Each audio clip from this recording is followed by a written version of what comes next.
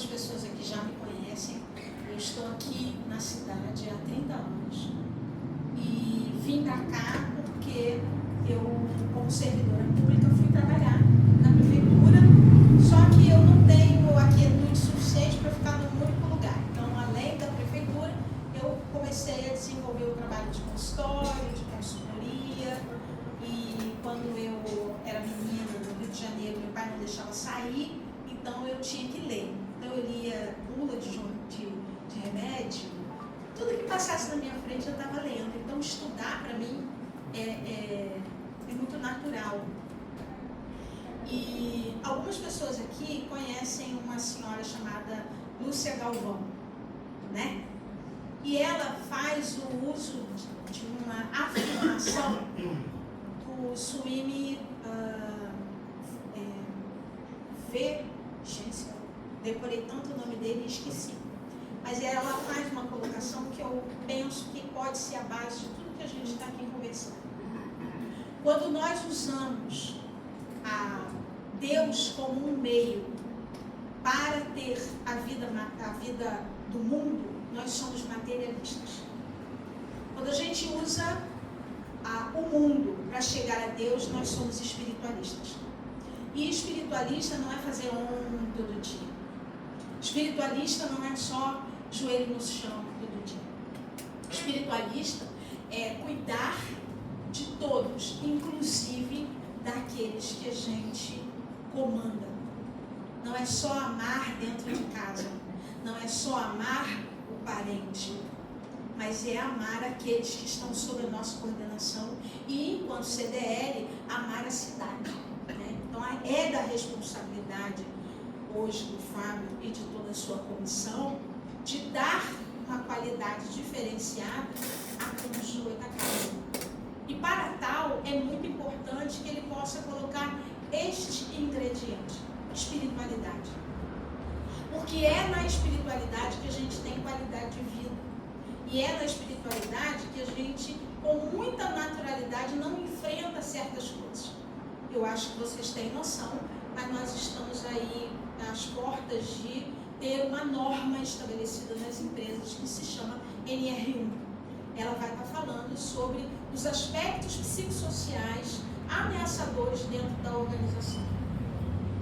E essa norma, ela vai passar a exigir de você, gestor, não só um relatório de qual é o aspecto psicossocial dentro da empresa, como ela vai exigir que você traga soluções para esse suporte psicossocial. Então, será uma norma, e essa norma, segundo consta, detém sanções com um valor bastante interessante para quem recebe e não para quem paga. Então, vai ser importante que vocês consigam olhar para essa dimensão da empresa. Porém, conversando com Fátima, eu consegui mostrar para ela que eu posso cuidar da empresa, mas antes eu preciso cuidar de mim. A sua saúde psicossocial é de fundamental importância para que você então consiga os melhores resultados da sua equipe. Por isso, eu trouxe as raízes da prosperidade. Todos nós queremos um resultado diferente da nossa organização. Todos nós queremos algo que possa nos ter ou dar ou ser com um resultado exponencial. Mas isso passa pelas pessoas. E, infelizmente, hoje nós temos pessoas que não estão nos respondendo a contento. São pessoas que vêm para nós, que somos gestores de recursos humanos, onde alguém disse: Luciana, eu estou apavorada. Eu contratei a menina às 7 e ela pediu para ir embora às 8. Porque ela disse que não aguenta ficar sem celular. E aqui na minha empresa não pode ficar sem celular.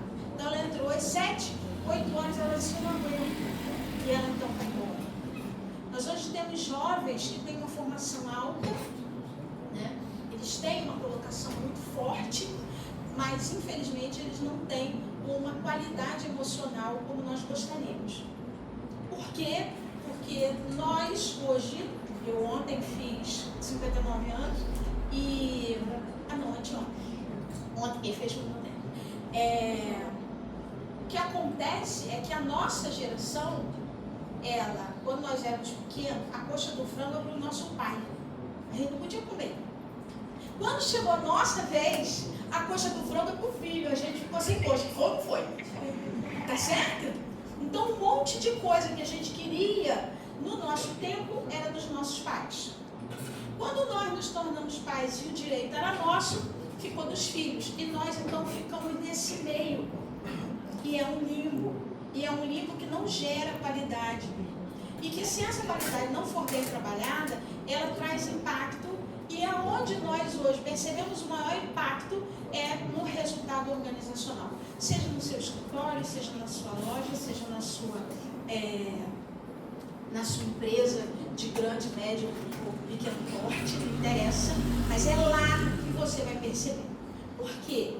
Porque nós temos uma quantidade enorme de homens e mulheres que são 1000 o seu desempenho dentro da organização e, desculpa a verdade, 0 em casa. Então nós hoje temos filhos com uma fragilidade emocional muito grande, nós temos um casamento com uma fragilidade muito grande, principalmente porque ninguém olhou para nós. Então, quando era o nosso tempo, a gente olhou para o pai. Depois que chegou a nossa hora, a gente olhou para o filho. E aí nós ficamos como no meio dessa brincadeira, ok? E aí, o que acontece? Quem só poda a árvore, ela, sem olhar, né, a raiz, vai estar podando o tempo inteiro. Então, eu ouvi uma pessoa que disse assim, passei por um lugar e tinha uma árvore frondosa, linda, enorme. E no outro lado da calçada, uma bem pequenininha. Deu um vento enorme. E a pequena ficou. O que houve? As raízes da enorme eram muito frágeis. As raízes da pequena não. Então, as nossas raízes são fundamentais. Só que nós temos uma obrigação. Hoje eu estava conversando com uma amiga que ela disse assim, eu não sei parar. Eu não sei aproveitar. Eu estou o tempo inteiro trabalhando, eu estou resolvendo, eu estou fazendo, eu estou... E aí, nessa coisa do estou fazendo, nós estamos caindo num nível de estresse muito alto. E aí, só que a gente não vai ter tempo, mas eu pelo menos posso falar para vocês, uma quantidade enorme de artistas estão dizendo, eu estou pifando, eu estou apagando. Não, a gente não tem burnout, a gente tem pessoas que estão tendo ataques súbitos, com uma baixa idade, ou pessoas que trabalharam a vida inteira, gente. Nós trabalhamos a vida toda. Para quando chega agora, que é hora de aproveitar, a gente tem um tereco-teco para ficar assim? Tem graça isso? Agora é a hora de aproveitar. Já que você fez tanto, por que não aproveitar? E aí o meu convite é nessas raízes invisíveis que a gente cultiva e que a gente pensa que toda a gestão, ela está fora. E a minha fala é, sente e pensa, é a sua maneira de sentir, é a sua maneira de pensar que vai ser determinante. Vocês desculpam o fundo marrom, eu achei que ia ser uma parede mais clarinha, mas acho que dá para ver, né? Pode me girar, meu anjo. Você lidera com aquilo que você é e não com aquilo que você diz. Como você está? Nós estávamos conversando sobre um hábito de Campos, pontualidade. A gente marca as coisas, mas já sabe que vai começar daqui a meia hora, 40 minutos ou muito mais.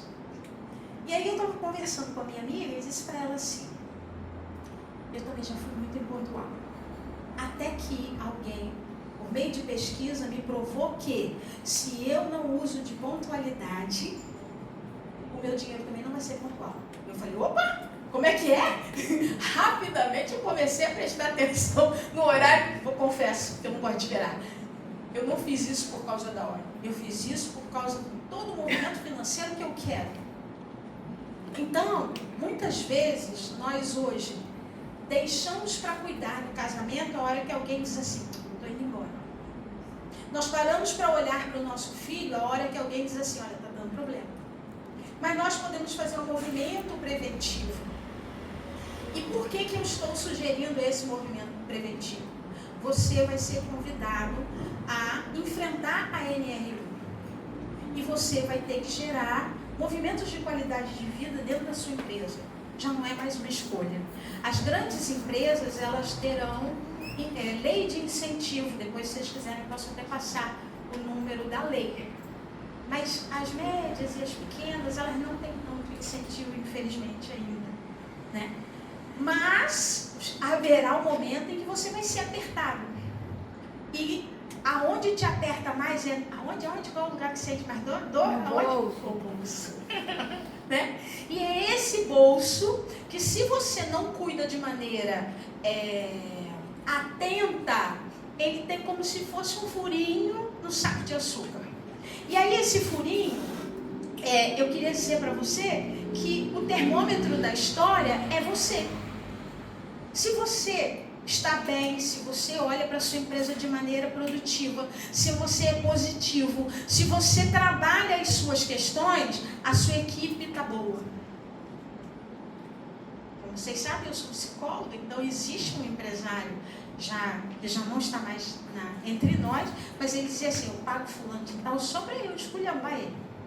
Porque eu tenho uma raiva tão grande dentro de mim, e eu não posso jogar nos funcionários. Então eu tenho um funcionário que eu pago para isso. Então, infelizmente, nós ainda apresentamos condutas que não são as melhores. Infelizmente, nós temos ainda equipes que poderiam nos dar um resultado melhor. E por que não dá? Porque nós não estamos melhores. A gente está deixando de olhar onde estão as nossas crenças, aonde estão as nossas limitações. E aí eu trouxe um depoimento. Você consegue botar aquele depoimento último para mim? Que eu te mandei?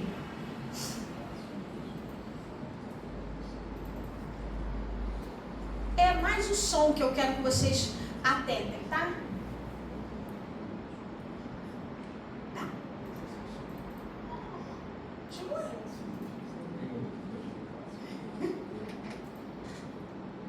Viu o que eu pedi para você estar aqui? Eu falei, você vai estar aqui? Ele falou, vou te conhecer, se você não me socorre. Essa aqui foi uma pessoa que... Tá sem som, né? Puxa, que ela diz assim, eu percebo que depois de todo o trabalho que a gente tem feito, que eu tenho, de fato, olhado para áreas da minha empresa e do meu negócio, olhando o sistema em questões que antes eu relutava muito em olhar, e olhando essas ideias e parando para fazer e observar essas planilhas, né, as planilhas da empresa dela, questões relacionadas à lucratividade, rentabilidade, assuntos relacionados a esse núcleo financeiro, eu preferia não olhar e, portanto, eu não cuidava disso, tá? Desculpa, tá sem som, pode ir. Mas ela sinaliza que, a partir do momento que ela começa a tratar essa questão, coisas que ela dizia que tinha medo de fazer, olhar a lucratividade, encarar toda a questão financeira, porque às vezes a gente acaba empurrando para o sócio, né? O lado que eu não gosto de fazer, eu deixo para o sócio. E de repente eu me aborreço porque ele não fez do jeito que eu queria. Ué, mas como é que ele vai fazer do jeito que eu queria se eu não olhei como deveria olhar, né? E aí, quando eu faço um autoconhecimento, e aí esse autoconhecimento pode ser uma mentoria financeira, pode ser uma terapia, pode ser um bate-papo, pode ser uma pequena consultoria, um mentor, um coach, não sei, né? Acabei de falar de vocês, você não tinha chegado. Depois eu convido você para falar aqui. Então, o ambiente muda, o comprometimento floresce, o resultado financeiro é consequência. Quando você está bem, quando você está produzindo, quando você consegue olhar dimensões que você não enfrenta, a sua flexibilidade, a sua lucratividade, o resultado das pessoas é menor. O que eu quero dizer com menor? Ele vai te dar menos problema. Ele vai estar mais alerta, né? Eu lembro que nós temos uma organização aqui, onde o gestor dizia assim, eu compro tampa de vaso, eu vou lá e troco tudo. Não dá 60 dias, elas estão quebradas. Eu mudo a estrutura. Eu procuro trazer um refeitório XYZ. Dá 90 dias, aquilo não está sendo cuidado. Mas por que as pessoas estão fazendo isso? Porque ela, de alguma forma, ela tenta nos repreender, ou ela tenta nos dar o revide daquilo que ela não está satisfeita. E ela sabe que dentro da organização, a forma dela dizer para você, eu não estou satisfeito com o que eu estou fazendo, é simplesmente diminuindo meu rendimento ou destruindo. É ruim a gente falar disso, né? É igual quando a gente fala assim, nosso filho, ele está sendo perverso. Já viu quando seu filho está sendo perverso com você? Ele faz você tirar coisas, ele faz você fazer coisas, ele faz você dizer coisas que você não gostaria. Mas ele te leva até a última linha. Assim como o filho funciona, o nosso funcionário também funciona. Tudo isso não é um movimento consciente nem intencional, mas é um movimento real, né? E aí, a gente precisa fazer o autoconhecimento, o autocuidado, ter uma liderança forte. Para quê? Ter, então, uma equipe engajada e lucros saudáveis. Porque é isso que vai nos trazer uma estrutura forte o suficiente para a gente poder lembrar do tempo que a gente decidiu. E aí eu queria convidar vocês a fazerem um exercício. Vou pedir para você para colocar aquele segundo vídeo que a gente escolheu. Lembra do tempo que você decidiu abrir a sua organização? Ele é a resposta de um sonho seu. Você disse assim, eu gostaria de trabalhar com tal coisa. Gostaria de levar para as pessoas, né, uma forma diferente de ver. Seja a área que você estiver, ela foi um sonho. É a última. Essa. Por favor, lembre-se do tempo em que você construiu o seu negócio. E você tinha uma expectativa que era ter um som que não vai ter, mas tudo bem. Vai? A expectativa de fazer diferente. Você está feliz no seu emprego? Você está feliz no seu papel? Eu não espero nada de Fábio nos trouxe um cuidado bastante. Comigo associados. Quantos de nós está aqui na sala? Quanto que as pessoas estão olhando apenas e tão somente para elas, não entendendo que nós juntos, fortes, reunidos, sejam mulheres, sejam homens, que a gente possa fazer algo melhor. A gente não está fazendo. A gente quer que o outro faça, mas a gente não quer se mobilizar. Como é que você sabe, Luciano, que ele tem algum número? Nós temos X e olha quantos que respondem, que se mobilizam, que estão. Isso é ruim? Não, isso é só para nós um sinal de que aquele associado que você conhece do CDL, que não se mobiliza, cabe a você de ir lá no ouvidinho dele e dizer, vem na próxima, vem estar conosco, participa. A gente só vai ter força se a gente estiver junto. A cidade só vai melhorar se todos nós formos felizes. E infelizmente as pessoas estão entristecidas, insatisfeitas. Mas um dia quando você construiu o seu negócio, você tinha um sonho, você tinha uma alegria. E é esse sonho, essa alegria que eu gostaria que você trouxesse para cá. De novo eu vou citar, ok, de novo eu vou citar a nossa Lúcia Galvão. Se o mundo é um meio para chegar em Deus, ok, mas a maioria das pessoas estão usando Deus para chegar no mundo, para ter mais, para poder mais, para fazer mais. E aí hoje a gente está enfrentando o que a gente está enfrentando. E nós precisamos escolher. Você vira, Diego?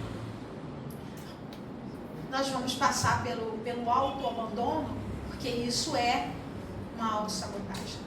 Você está se deixando de lado. E eu gostaria muito que nessa oportunidade festiva, onde a gente está celebrando, né, a força feminina, que nesse mês a gente possa entender que falar não é colher.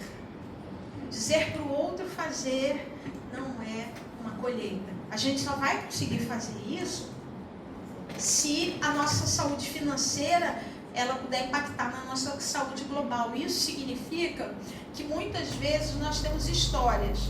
E quais são essas histórias? As histórias com a nossa família, por isso a gente chama de sistema, com o nosso pai, com a nossa mãe. Eles nos deram algumas crenças que a gente diz hoje, isso é bobagem. Porém, essas crenças, elas nos impedem de crescer. Elas nos impedem de dar um salto maior. Principalmente porque quando a gente olha para o nosso negócio, é muito comum a gente dizer assim, puxa vida, eu podia fazer mais. Quem aqui não tem essa sensação? Posso fazer mais, eu sei que eu posso fazer mais. O que é que está escoando essa força? Eu vou dizer para você. São as crenças que você traz, são as verdades que você traz, porque você tem estrutura de mente, emoção, né? Olhar para o crescer. Muitos de nós não alavanca de forma significativa porque a gente tem pena de superar nosso pai e nossa mãe.